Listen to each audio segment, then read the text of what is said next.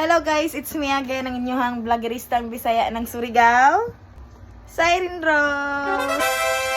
For today's video guys, naanapod ko ipahinumdom no sa mga new content creators or sa mga beginners like me, naanapod ko ipahinumdom sa inyo para dili ta mabunala ni Lolo M. So, Wow. mao ni guys ang ako ipahinumdom sa inyo guys. Nakita ra pod na ako ni siya guys sa well-known na vlogger. So, ako ra pod gina-apply sa akong content sa akong pag-vlog guys para aron pod ma-share na ako. Pahinumdum na ako sa inyo guys is kanang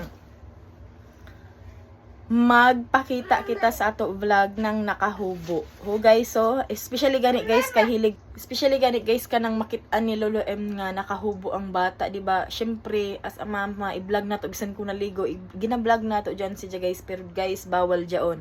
Pwede nimo i-vlog na naligo sila pero dapat imo siya i-cover ng sticker. Kay nabunalan ko ana guys katong nagligo ako sa akong baby kay wala na ako mabutangi og katong sticker ganyang iya body kay naghubo man gud to si baby, pero di totally na nakita pati ang kuan ang kilid ra sa ilang lawas. Pero guys as in gabi ka sensitive ni Lolo M, mao to i-delete na ninyo, ayo na mo paglangan para di siya na madawat nato kang Lolo M. Dili kita ma-V. Sige na, bye bye.